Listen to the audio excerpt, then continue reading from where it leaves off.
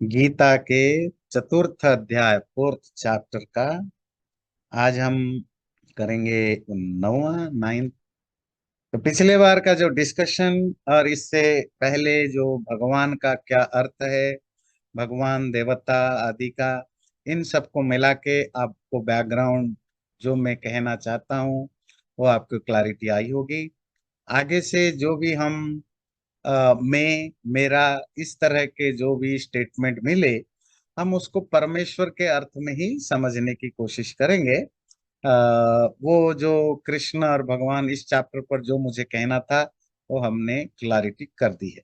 जन्म कर्म च मे दिव्य मेवं यो वेत्ति तत्त्वतः त्यक्त्वा देहं पुनर्जन्म नैति मामेति सोऽर्जुन। हे अर्जुन, मेरा जन्म कर्म ये दिव्य है, डिवाइन है। जो इसको तत्वतः, तत्व कहते हैं विथ रियलिटी, ठीक ठीक समझता है, देहम त्यक्ता, शरीर को त्याग कर, पुनर्जन्म न यति, उसको पुनर्जन्म नहीं मिलता, माम यति, वो मुझको अर्थात परमात्मा को प्राप्त होता है। 10वां इससे रिलेटेड है तो दो मिला के अर्थ करेंगे। वीतराग भय क्रोध मन्मया मामुपाश्रितः बहवो ज्ञान तपसा पूता मद्भावमागतः। और उसके लिए जिसका क्रोध, wrath, गुस्सा, भय, फियर, डर, राग, किसी चीज को पाने की जो एक्सट्रीम इच्छा, जब ये सब चीजें बीत जाए, नष्ट हो जाए, खत्म हो जाए, और जब वो मनमया परमात्मा मय हो जाता है, परमात्मा को ही आश्रय करता है, ऐसे जो ज्ञान रूपक तपस्या से जो पवित्र हुआ है, जो अपने आप को प्यूरिफाई किया, किससे? ज्ञान रूपक तप से, वही उस परमात्मा के भाव को प्राप्त करता है। जो व्यक्ति, ठीक है, परमात्मा को ठीक ठीक समझता है, तीन चार चीजें, उसकी जो इमोशंस हैं उसको कंट्रोल करता है। जो, देखिए, ये एक ऑर्डर में होता है। आपको किसी चीज के प्रति प्यार होता है, प्यार मतलब लाइकिंग बढ़ती है, फिर लाइकिंग जब स्ट्रांग होता है तो उसको पाने की इच्छा बढ़ती है, वही राग है ना। और फिर उसमें दो चीजें हैं जी इंटरेस्टिंग। जब वो मिल जाए, ध्यान दीजिए, तो डर पैदा होता है। इनो डर किस बात की? कहीं नष्ट ना हो जाए, कहीं खो ना जाए, कहीं पुराना ना हो जाए। और अगर नहीं मिले तो भी डर और गुस्सा दोनों रहता है, फ्रस्ट्रेशन। अगर मिल जाए तो डर बना रहता है, अगर सचमुच किस दिन नष्ट हो गया तो अगेन वो फ्रस्ट्रेशन में या क्रोध में आता है। तो ये एक ऑर्डर में रहता है। जो इन चीजों को अपने लाइफ में, जिसका ये सब चीजें हट जाते हैं, जिसका ये सब चीजों से वो मुक्त हो जाता है, फ्री हो जाता है, और परमात्मा मय है ना, अर्थात जिसका ये मय क्या होता है ना, फुल ऑफ, सपोज कहते हैं जलमय, फुल ऑफ वाटर, ईश्वरमय, फुल ऑफ गॉड। तो ये फुल ऑफ गॉड क्या चीज होता है? परमात्मा तो सब जगह है नहीं। आपके खाने में, पीने में, सोने में, बैठने में, काम करने में, घूमने में, फिरने में, हर चीज के पीछे सबकॉन्शियस में वही हो। अब कहेंगे ऐसे कैसे होगा? होता है। आप जब भी कहीं बाहर घूमने जाते हैं, अकेले जाएं, पति पत्नी के साथ जाएं, बच्चों को लेकर जाएं, कहीं भी जाएं, आपकी सबकॉन्शियस में क्या चलता है? मेरे बच्चों का क्या होगा अगर मुझे कुछ हो जाए? जब आप जॉब करते हैं, पैसा कमाते हैं, आपकी सबकॉन्शियस में क्या चलता है कि जब चला गया तो बच्चों का क्या होगा? आप यकीन मानिए, हम इन चीजों को ऊपर से जानते हैं या नहीं जानते हैं, जान अनजान के एक्सेप्ट करते हैं या नहीं, डिफरेंट थिंग। आपके सबकॉन्शियस में वो लोग जिनसे आप प्यार करते हैं, कॉन्स्टेंटली 24/7 चलता रहता है। इवन आप मरना इसीलिए नहीं चाहते हैं कि आप मरने से डरते हैं। आप मरना इसीलिए नहीं चाहते हैं कि उनका क्या होगा। बात समझ में आती है कि मुझे कुछ हो गया तो उनका, ये जो, इसका मतलब है कि हम सब वो गृहस्थमय हो गए ना। वो पति है, पत्नी है, बच्चे हैं। अगर आपके, सपोज आप अकेले हो और आपके पेरेंट्स हैं, एजेड पेरेंट्स हैं, तो भी वो आपके सबकॉन्शियस में चलता है।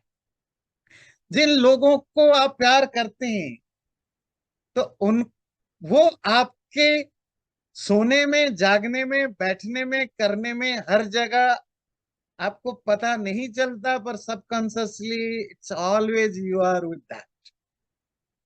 जब ये सब हट जाएं, बच्चे हट जाएं, माँ बाप हट जाएं, पति पत्नी हट जाएं, पैसा हट जाए, कुछ लोगों के लिए फैमिली भी मैटर नहीं करता, पता है ना। उनके लिए 24/7 पैसा, है ना नहीं। मैं अगर इस आदमी से आधा घंटा बैठ के कॉफी पी लिया, 1 घंटा थोड़ी टाइम पास कर लिया, तो मेरा तो उधर लाखों का बिजनेस का क्या होगा। तो उनके दिमाग में तो 24 घंटे, मैं बच्चों के साथ बैठ के, यहाँ बैठ के टीवी देखूं, जो कि एज ए फादर में भी मेरा ड्यूटी हो, पर फिर वहां बिजनेस का क्या होगा। तो उनके दिमाग, हर व्यक्ति किसी ना किसी से अपने आप को सबकॉन्शियसली भर रखा है। उसके जगह अगर आप भगवान को ले आते हो, और वो तभी आएगा ना। आप अगर गीता पढ़ के, उपनिषद पढ़ के, गुरुओं के प्रवचन सुन के, साधु संन्यासियों के व्याख्यान सुन के अगर आप परमात्मा की भक्ति करते हैं, वो तो एक आर्टिफिशियल चीजें हैं। वो उसकी लंजिविटी बहुत कम है, और उसमें हिपोक्रेसी ज्यादा होती है, रियलिटी कम। शास्त्र पढ़ने से, गुरुओं से सुनने से आपको उनका ज्ञान होता है। प्यार तो अपने आप आनी पड़ेगी, आता है ना। इसीलिए अगर प्यार नहीं भी है परमात्मा के प्रति, जैसे पतंजलि योग दर्शन में लिखते हैं कि जिन लोगों को कोई योग कुछ नहीं पता है, बोले हम कहाँ से स्टार्ट करें, तो उसके लिए वो ब्रिज कोर्स सजेस्ट करते हैं। एक तो जिनको सब कुछ आता है, बहुत कुछ पता है, उनके लिए वो प्रथम अध्याय में साधन पाद है। जिनको थोड़ी बहुत बैकग्राउंड है, उनको अष्टांग योग प्रेस्क्राइब करते हैं। पर जिसको कुछ नहीं पता, और वो जस्ट सीधा तो ज्वाइन नहीं कर सकता, उसको एक ब्रिज कोर्स चाहिए, एक ओरिएंटेशन चाहिए। हमारे आपके जैसे लोग उसके लिए टर्मिनोलॉजी यूज करते हैं, पतंजलि क्रिया योग, है। और उस क्रिया योग में कहते हैं क्या करो, कहाँ से स्टार्ट करो, तपस, स्वाध्याय, ईश्वर प्रणिधान। 3 चीजों से स्टार्ट। जैसे आप लोग पूछते हैं ना भाई हम कहाँ से स्टार्ट करें, मतलब स्पिरिचुअलिटी, तो स्टार्ट यहीं से करेंगे। तपह, शरीर, मन, बॉडी और माइंड को तपाना स्टार्ट करो। तपाना क्या होता है, दो अपोजिट जो पेयर्स हैं, उनको सहने की आदत डालना शुरू करो। गर्मी, ठंड, निंदा, प्रशंसा, अच्छा, बुरा, ये सब चीजों को सहने की प्रैक्टिस करो। एक दिन में नहीं होगा ना, 1 साल में होगा। It takes years and years. फिर स्वाध्याय। स्वाध्याय, खूब पढ़ो, शास्त्रों को पढ़ो।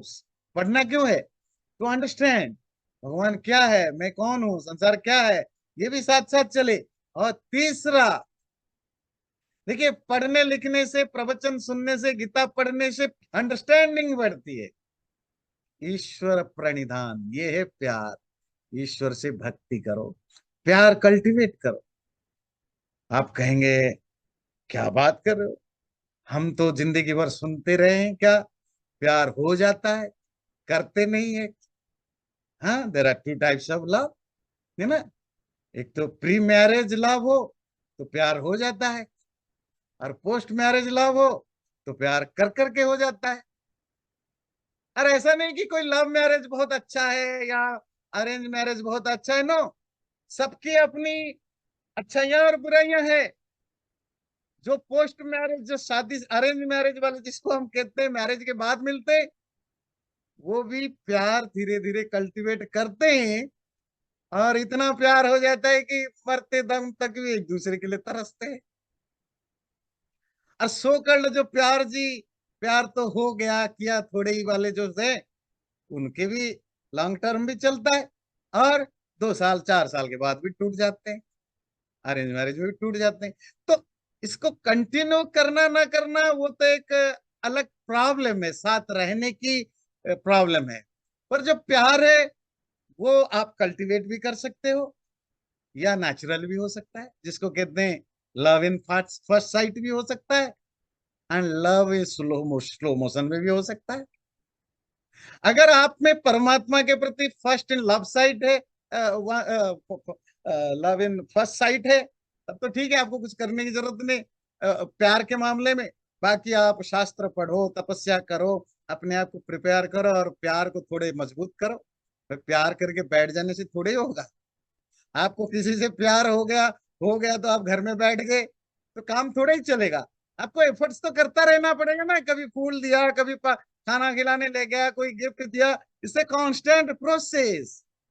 जी मुझे तो उसे प्यार है, प्यार होकर कभी बैठे हैं घर पे, पता चला 6 महीने के बाद वो तो और कहीं चला गया, चली गई है। तो परमात्मा के साथ प्यार आपको होता है तो then put your effort to make it continuation. और अगर नहीं भी है तो आप उसको, जब आपको पता चला कि नहीं परमात्मा ऐसी ऐसी चीज है जो शास्त्र वगैरह पढ़ते हैं, तो साइड बाय साइड आप उस परमात्मा से प्यार करने की कोशिश करते हैं। जब आप कल्टीवेट करते हैं धीरे धीरे, और देखिए इन सब के लिए एक जरूरी चीज होता है, दैट इज जेन्युइनिटी, जेन्युइननेस। आप अगर दिखावटी करने के लिए करते हैं उसका तो कोई इलाज नहीं है ना। पर आपको जेन्युइनली फिर उसके दिल लगानी पड़ती है। जब आपकी दिल लग जाते हैं परमात्मा से, फिर तो आप, जब रियली आप उसमें डीपली प्यार में पड़ जाते हैं, तो फिर एक दिन ऐसा आता है आपको वही वही दिखाई देता है और कोई दिखता ही नहीं। बिल्कुल वैसे जैसे आपके लाइफ में आपके बच्चे या फैमिली सब कॉन्शस में हमेशा रहते हैं, या जब आप टीन एज होते हैं, आपकी जो बॉयफ्रेंड गर्लफ्रेंड है, उस पर्टिकुलर टाइम पर वही आपको दिन में रात में ख्वाब में पढ़ाई में लिखाई में हर जगह वही दिखाई देता है। तो जिससे आप प्यार करते हैं, जिसको पैसे का है उसको 24/7 पैसा दिखाई देता है, यही है मय, मनमय, उसके मय से भर जाना। अब जब ऐसी स्थिति में आप आ जाते हैं और उसके शरण में चले जाते, ये शरण क्या होता है? माम उपाश्रिता, उसकी रिफ्यूज में जाना। पतंजलि की वो मैं कोट करूं, ईश्वर प्रणिधान, तो उसमें महर्षि व्यास कमेंट्री लिखते हैं, ये कहते हैं वो ईश्वर भक्ति का क्या मतलब है, कहते हैं जब आप अपने आप को सौंप देते हो, when you are surrendering yourself to God. और दूसरा, अगर ये वाला मुश्किल लगे तो दूसरा ऑप्शन है, जो कुछ भी आपके पास है या जो कुछ भी आप कर रहे हो, सब उसी के लिए सौंप देते हो। सब तेरा ही तेरा है, मेरा कुछ नहीं। या तो खुद को ही सौंप दो, जब तुम ही उसका नौकर हो तो तुम्हारे से जो कुछ होगा सब उसी का होगा।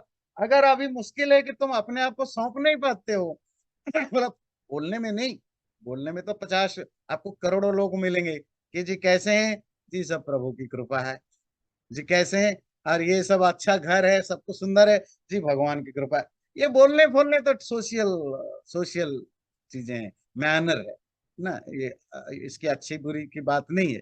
These are all social manners. क्या फील हो रहा है?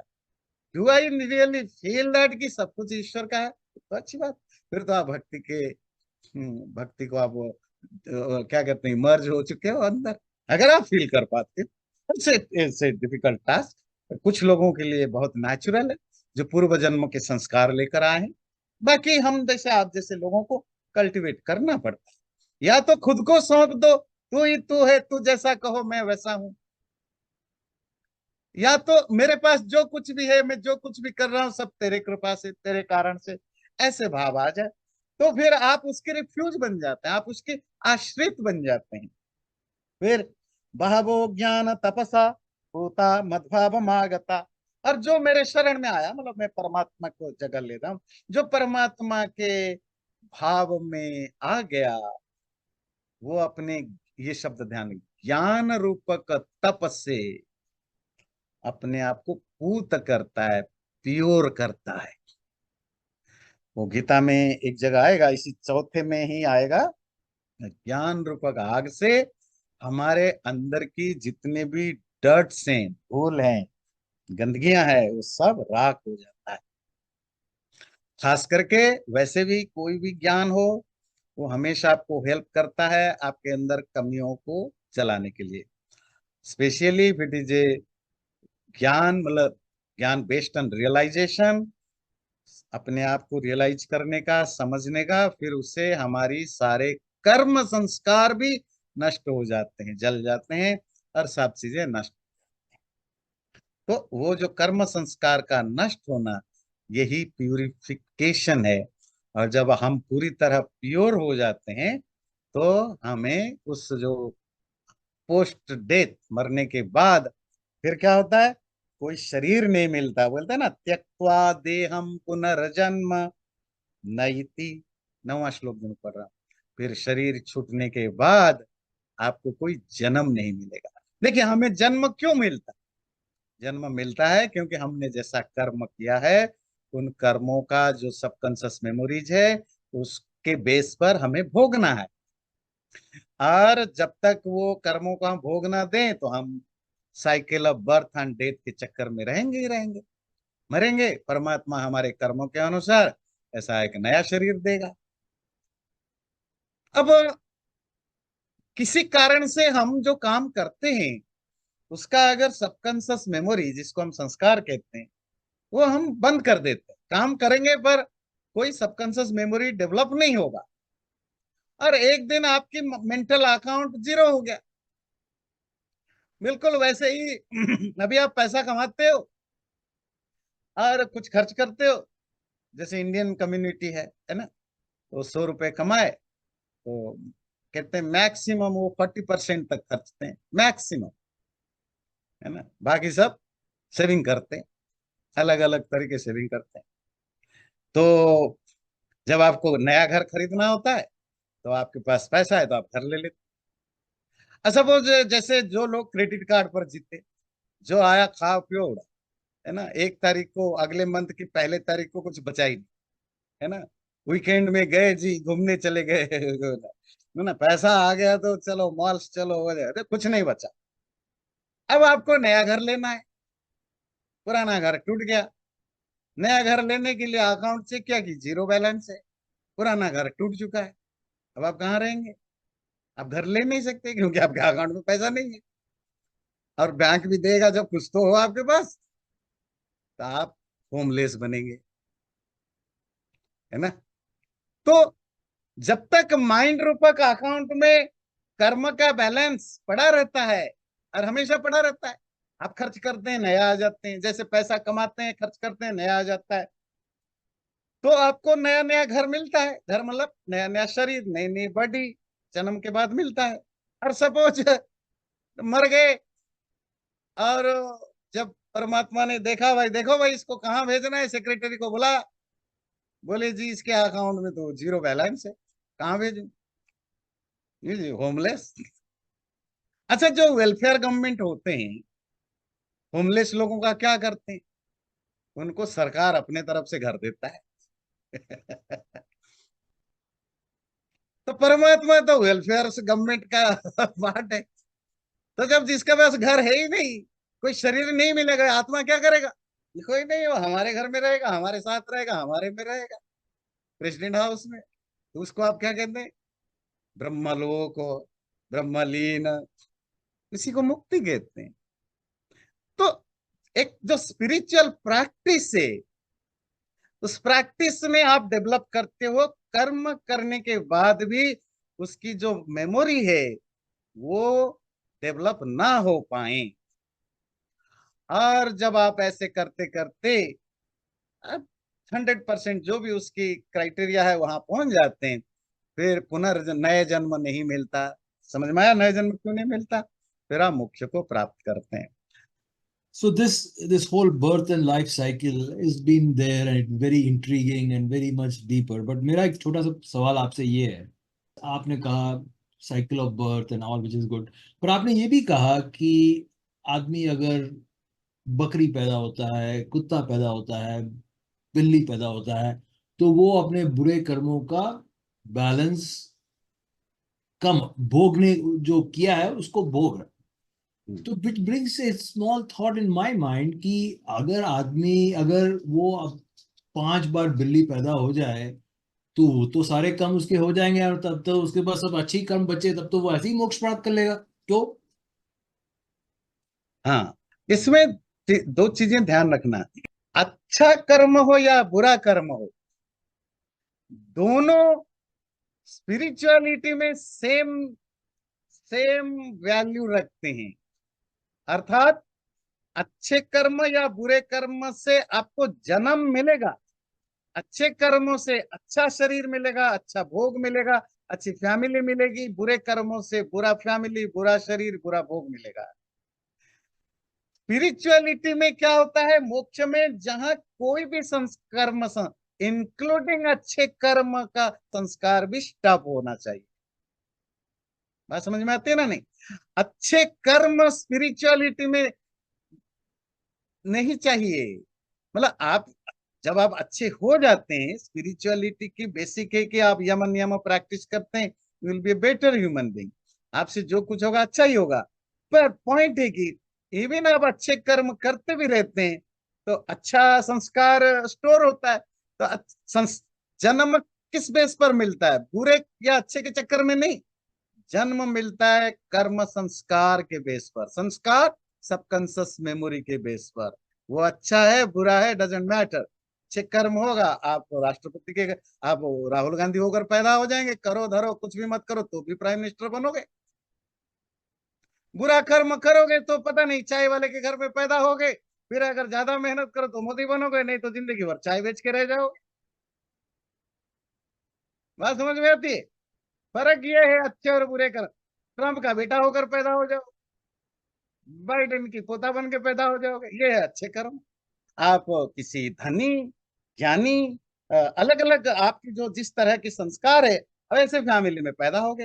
हो सकता है आप किसी बहुत बड़े नॉलेजेबल ज्ञानी के घर में पैदा हो, किसी बड़े भक्त के घर में पैदा हो, किसी बड़े स्पिरिचुअल, डिपेंड्स ऑन कि आपका किस टाइप के संस्कार है। और एक संस्कार नहीं, उन संस्कारों का जो एक कॉम्बिनेशन बनता है, कॉम्बिनेशन के बेस पर आपको अगला फैमिली, अगला शरीर, अगला भोग सब मिलता है। तो अच्छे और बुरे कर्म दोनों एक्चुअली एक ही हैं, कर्म है। और कर्म संस्कार से फल मिलता है।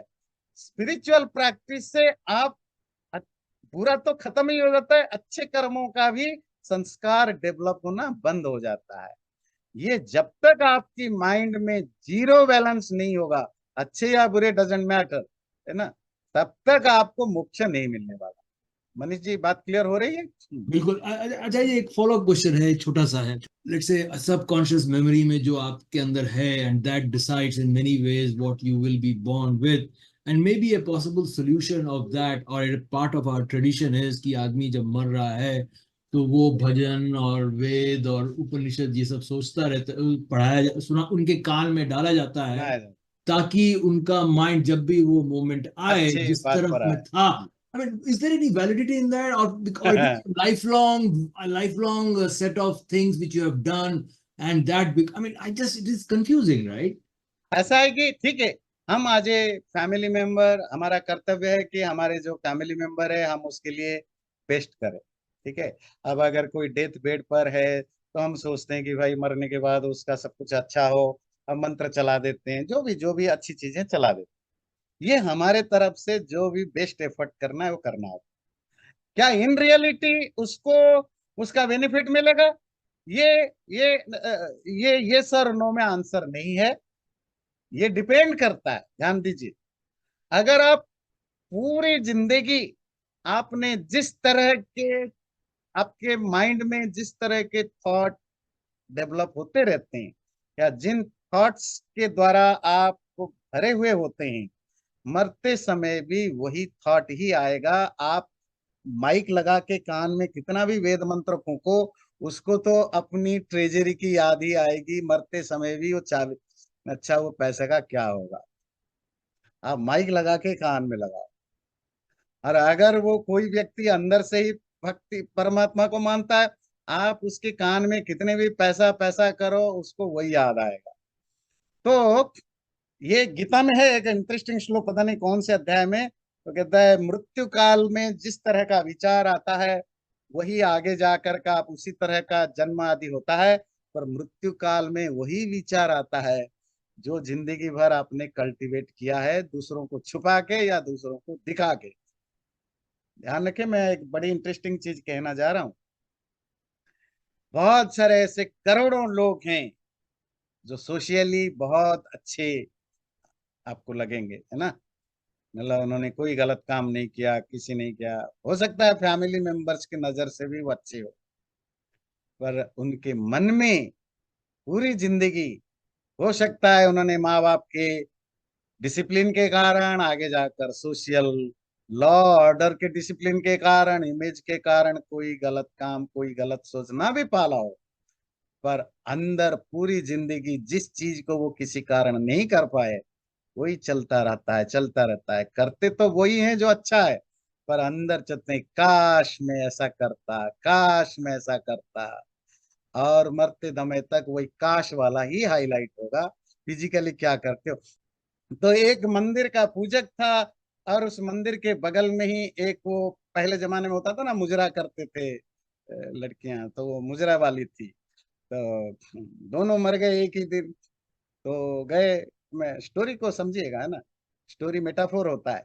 तो गए तो यमराज ने चित्रगुप्त को पूछा कि इसको कहाँ कहाँ भेजना है, निकालो इनकी जो भी डाटा रिकॉर्ड है। तो चित्रगुप्त ने कहा पंडित जी को तो नर्क भेजो, ये मुजरा वाली को स्वर्ग भेजो। तो पंडित जी ने ऑब्जेक्शन दर्ज करा, ये क्या तरीका है, ये तो पार्शियलिटी है, ये है।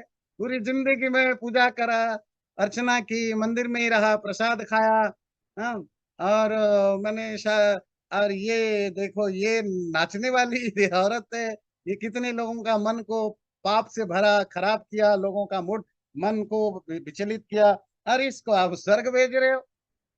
तो यमराज ने पूछा चित्रगुप्त को, भाई क्या है, प्रॉपर डाटा समझाओ, बताओ। तो बोले ऐसा है कि ये पंडित जी जो है डेफिनेटली ये जिंदगी भर फिजिकली पूजा करते रहे, और ये मुजरा वाली भी मुजरा करती रही, पर जब भी सुबह शाम मंदिर की घंटी बजे, पूजा हो, आरती हो, प्रार्थना हो, तो मुजरा वाली नाच रही होगी, गा रही होगी, या जो भी कर रही होगी, उसके मन में हमेशा ये विचार होता था, काश मैं एक नॉर्मल लड़की होती, नॉर्मल महिला होती, मैं भी भगवान की आरती करती, पूजा करती, ये करती। वो फिजिकली नाची गाई, लोगों को एंटरटेन किया, पर 24/7 उसके मन में था कि काश मैं ऐसी होती, ऐसी होती। तो जिंदगी भर तो भगवान का नाम ही लिया। है जी, ठीक है, पंडित जी का क्या प्रॉब्लम है? बोले पंडित जी जिंदगी भर पूजा करते रहे, पर जब ये मुजरा वाली से आवाज आता था, पंडित जी सोचते थे, काश मैं पंडित नहीं होता, मैं भी चला जाता वहां, मैं भी गाना सुन लेता, नाचना देख लेता, काश मैं पंडित नहीं होता। पंडित जी के दिमाग में तो 24/7 मुजरा वाली थी, मुजरा वाली के दिमाग में तो 24/7 भगवान थे। ये स्टोरी हमारे और आप लोगों को जस्ट समझने के लिए कि आप फिजिकली क्या करते हैं, अगर वो सिंक्रोनाइज नहीं है आपके माइंड के साथ, तो इट्स बिग हिपोक्रेसी, और स्पिरिचुअली इसका रिजल्ट बहुत अच्छा नहीं होता है। तो बात समझ में आती है, क्योंकि it's not about just hypothetical बातें नहीं, ये बहुत ही लॉजिकल, रैशनली, साइकोलॉजिकली अंडरस्टैंड करिए। आप जब बेहोश होते हैं ना, कभी कभी सपोज आप फेंट हो जाते हैं, और जब आप उठते हैं, आपकी वही सोच सबसे पहले पॉपअप होता है जो फेंट होने से पहले जो सोच आपके दिमाग में थी। है ना, नहीं बात समझ में आती है? तो यही चीज को ध्यान रखिएगा। चलिए अगला श्लोक लेते हैं। ये यथा माम प्रपद्यन्ते ताम तथैव भजाम्यहम्, मम वर्त्मानुवर्तन्ते मनुष्याः पार्थ सर्वशः। जो व्यक्ति मुझे जिस तरह भजता है, मम वर्त्म अनुवर्तन्ते, मेरे पाथ को, मेरे रास्ते को जो जिस तरह फॉलो करता है, मनुष्य पार्थ सर्वस, हे पार्थ, मनुष्य उसी तरह का मुझे अब फॉलो करता है। ये बड़ा इंटरेस्टिंग श्लोक है, साइकोलॉजिकली इनको समझिएगा। देखिए, हम लाइफ में उन्हीं, हमें जाने अनजाने में वही लोग हमें पसंद आते हैं, या कुछ लोग पसंद आते हैं, आप कुछ लोग पसंद नहीं आते हैं। जब आप डीपली जाएंगे, साइकोलॉजिकली देखेंगे, हमारा जिस तरह का अपना नेचर है, एटीट्यूड है, जिस तरह की हमारी लीनिंग है, हम उसी तरह लोगों को चाहे न चाहे पसंद करने लगते हैं। अगर वो लोग पब्लिकली अच्छा नहीं, इमेज अच्छा नहीं है, तो हम उसको छुपा करके प्यार करते हैं। अगर पब्लिकली पॉपुलर है, तो हम ओपनली प्यार करते हैं। बात समझ में आती है? और फिर हम उसी के तरह नकल भी करते हैं।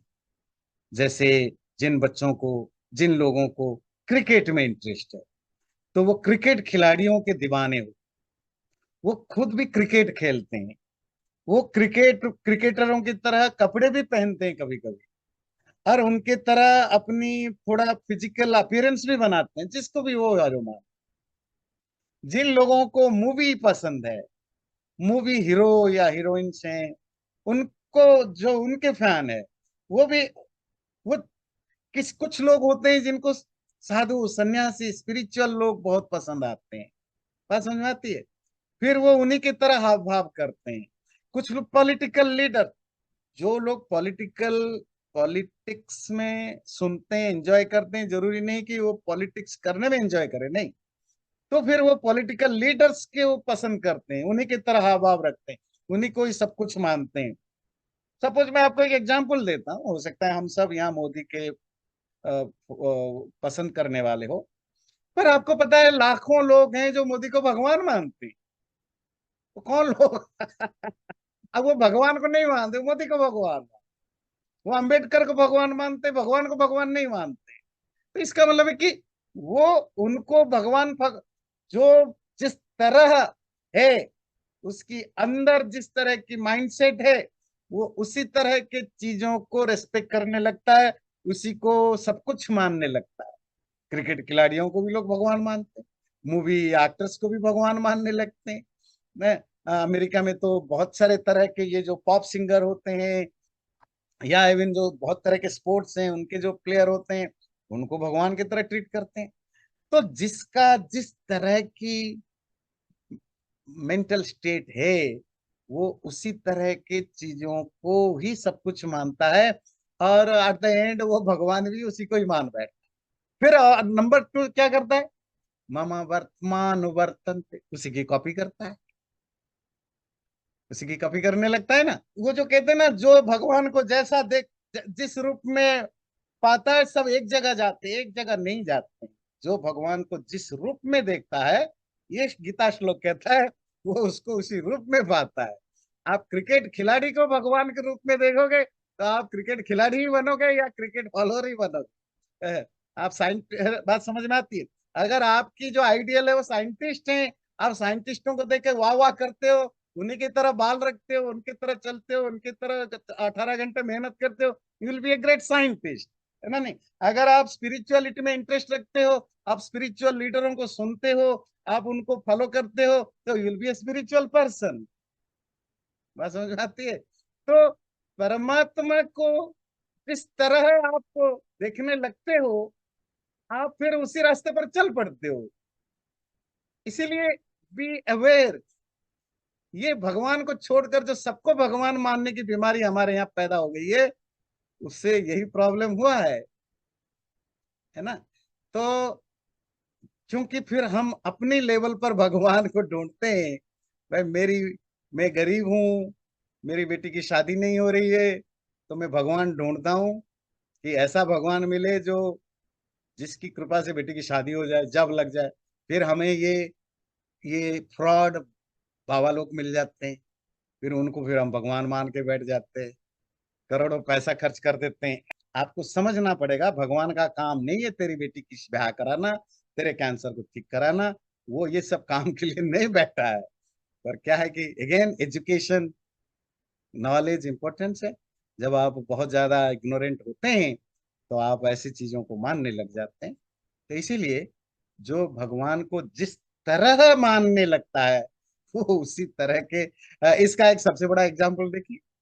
आज के डेट में ऑलमोस्ट 70-80% जो साधु सन्यासी टाइप के लोग हैं, हिंदुओं की बात कर रहा हूँ,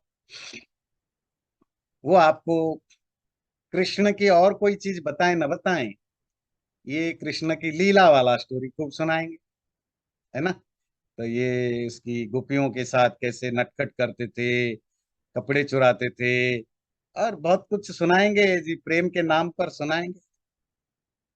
और जब ये पकड़े जाते हैं कोई गलत काम करते हुए, किसी को भी देखो, उनके शिष्य और गुरुदेव खुद क्या बोलते हैं, कि कृष्ण की 16,000 पत्नियां थी, वो भी गोपियों के साथ लीला करता था, तो मैं भी लीला ही कर रहा था।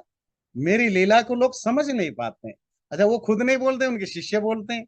आज भी जो बहुत सारे बाबा लोग जेल में पड़े हैं, कोई 10 साल से 15 साल से, उनके शिष्यों का कमी नहीं हुई है। और उनके शिष्य क्या बोलते हैं, जी बाबा, किसी की हिम्मत है मेरे बाबा को जेल में डालने की, वो तो भगवान है, तो फिर जेल में क्यों है, जी कृष्ण भी तो जेल में था, ये तो लीला है। जी ये जो गलत काम कर रहे थे, इसको गलत काम करते हो शर्म नहीं आता है, ये तो भगवान कृष्ण भी करते थे। आप भगवान को जिस रूप में देखने लगते हो, आप उनका वही चीजों को ग्लोरीफाई करते हो, और वही चीज अपने लाइफ में भी आ जाता है।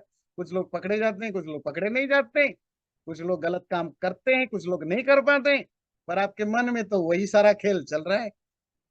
इसीलिए ये बहुत जरूरी है। इवन जो कृष्ण के भक्त हैं उनके लिए भी मेरा ये संदेश है, आप कृष्ण की कौन से पक्ष को पढ़ रहे हो, समझ रहे हो, मान रहे हो। कृष्ण का एक साइड है जो महाभारत में, दूसरी साइड भागवत और हरिवंश पुराण में। इट्स अप टू यू, आप किस तरह। वो बंकिम चंद्र उपाध्याय चटर्जी है ना, जो वंदे मातरम लिखा, आनंद मठ लिखा, उनका एक बड़ा कृष्ण चरित करके बंगाल, उसमें वो लिखते हैं जो कंक्लूजन में, कि ये हिंदुओं को डिसाइड करना पड़ेगा उनको कैसा कृष्ण भगवान चाहिए, गीता का उपदेश देने वाला या गोपियों के कपड़े चुराने वाला, गदाधारी सुदर्शनधारी कृष्ण या मुरलीधर कृष्ण, महाभारत की लड़ाई में वो युद्ध नीति के ज्ञान देने वाले, या गोप गोप बालकों के साथ नटखट करके मक्खन चुराने वाले। तो उन्होंने पूरी लिस्ट दी है कि आपको कैसा कृष्ण चाहिए। जैसा कृष्ण को आप भगवान मानोगे, आपकी कम्युनिटी सोसाइटी उसी तरह की बनेगी, आप भी उसी तरह का बनोगे। तो मम वर्तमान वर्तन्ते मनुष्या पार्थ सर्वशः, अगला श्लोक लेते हैं।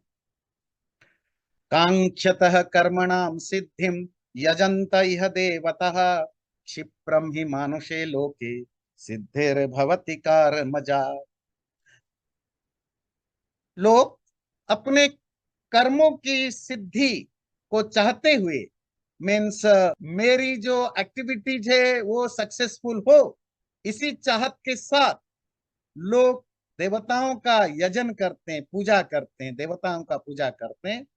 ऐसे लोग क्षिप्रम ही मानुषे लोके सिद्धिर भवति कर्मजा, उनकी जो कर्मज सिद्धि, मतलब जो जो कोई एक्शन या एफर्ट्स वो करते हैं, उसकी सक्सेस अचीवमेंट उनको हो जाती है। अपने कर्मों की सिद्धि को चाहते हुए देवताओं का यज्ञ करते हैं, ऐसे लोगों की कर्म सिद्धि आसानी से हो जाती है। अब यहाँ यज्ञ शब्द आया, यजंत, हमने मेरे ख्याल से 3rd चैप्टर में पढ़ा था यज्ञ के ऊपर, यज्ञ शिष्टा शिना संतो मुच्यंते सर्वकील विषयी वगैरह वगैरह। अच्छा, उसी के नीचे एक श्लोक आया है उस यज्ञ के कॉन्सेप्ट में, आ, ताम देवान वो था, वो बड़ा भावयताने न देवान् भावयतानेन वो ते देवा देवा भावयन्तु भावयन्तु वः वः, या हाँ, परस्परं भावयन्तः श्रेयं श्रेयः परमवाप्स्यथ। परमवाप्त। हाँ, ये श्लोक को बैकग्राउंड में रखिए।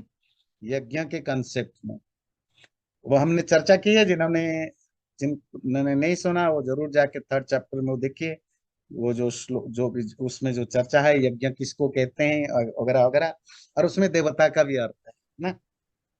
पर ये श्लोक को दोबारा मैं बस एक लाइन में रिपीट करूं, जो लोग तो देवताओं को खुश करते हैं, देवता उनको खुश करते हैं, एक दूसरे परस्परम भावयंतः, एक भावयन्तः। दूसरे को खुश करते, तब एक दूसरे की केयर करते हुए तुम दोनों ही आगे बढ़ोगे, तुम दोनों, देवता भी आगे बढ़ेगा, तुम भी आगे बढ़ोगे। और इस कॉन्टेक्स्ट में हमने डिस्कशन किया था देवता किसको कहते हैं, जो भी कंट्रीब्यूटर है, वो नेचर के एलिमेंट्स हो सकते हैं, ह्यूमन बीइंग, आपके जो भी आपके लाइफ में कुछ कंट्रीब्यूट करता है, आपके parents, teacher, leader, government officer, scientist, philosopher, जो भी जहां भी कोई कंट्री आपकी लाइफ में जो कुछ अच्छा हो रहा है वो कोई इनडायरेक्टली कंट्रीब्यूट करता है, सब देवता है।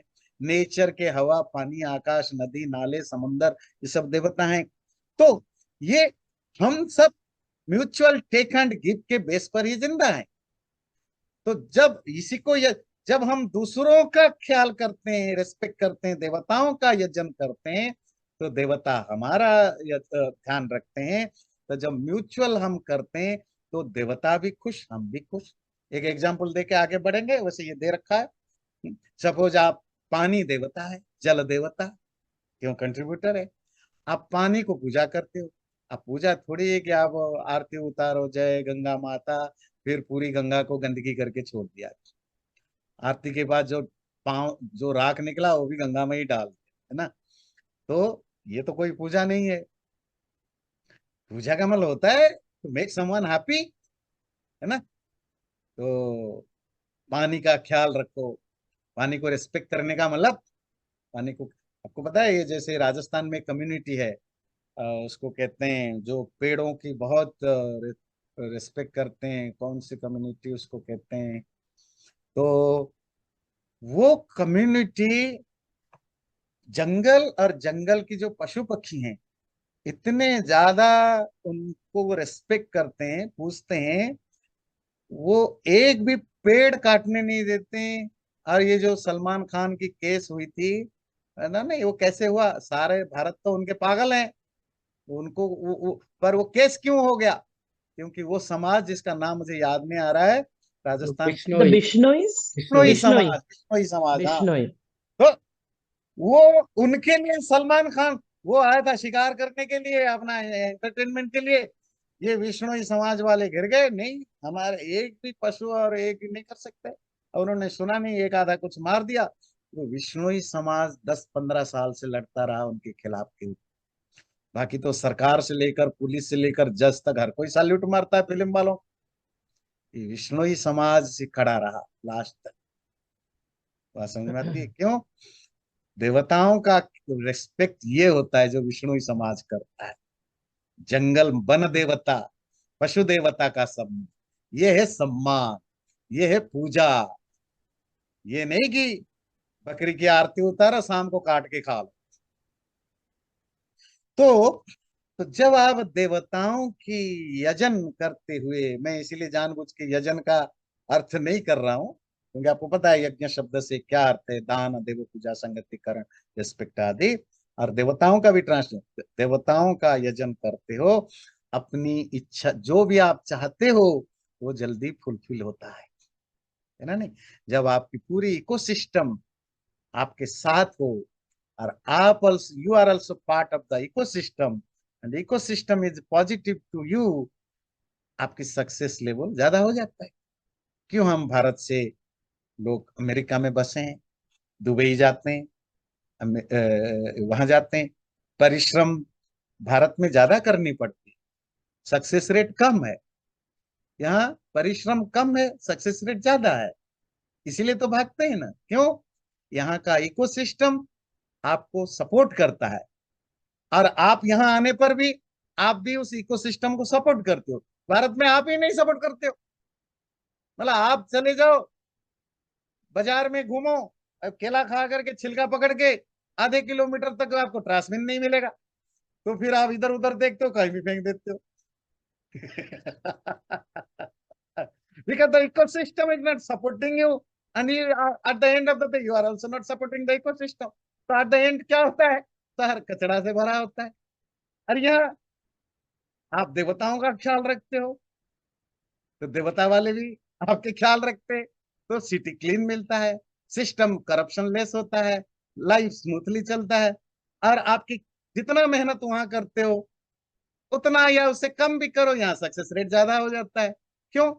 क्योंकि एक दूसरे की केयर करते हैं, एक दूसरे की रेस्पेक्ट करते हैं। यही है देवता और हमारे बीच में। आप उसको रेस्पेक्ट करो, कंट्रीब्यूटर को, कंट्रीब्यूटर आपका रेस्पेक्ट करेगा, एंड देखना आपकी इच्छाएं पूरी होती हैं कि नहीं होती हैं। सक्सेस वहीं मिलता है ना जहां आपकी सराउंडिंग आपकी सपोर्ट करे और आप भी उस सराउंडिंग के सपोर्ट करते हो। तो यही है, देवताओं को जब आप पूजने लगते हो अपनी इच्छा को पूरी करने के लिए, अब इसका अर्थ आप ये नहीं, अब क्या है कि जब आप जो सुपरफिशियल आप क्या करेंगे जी, बिजनेस करना है, रोज सुबह तो हनुमान पूजा करो, गणेश पूजा करो तो सक्सेस मिलेगा। अब इसका तो भगवान भरोसा, ऐसे लोगों का जिंदगी में क्या होगा। बात है कि जब आप देवताओं को पूजते हो, देवता मतलब कंट्रीब्यूटर की रेस्पेक्ट करते हो, उनका ख्याल रखते हो, तो आप जब चीजों को रेस्पेक्ट करोगे तो चीजें आपको भी रेस्पेक्ट करेंगे, फिर देखना आपकी ग्रोथ होगी कि नहीं होगी। चलिए इसी के साथ तो आज हमने 12 तक किया। चैनल को सब्सक्राइब जरूर करें और वीडियो अच्छा लगे लाइक भी जरूर करें।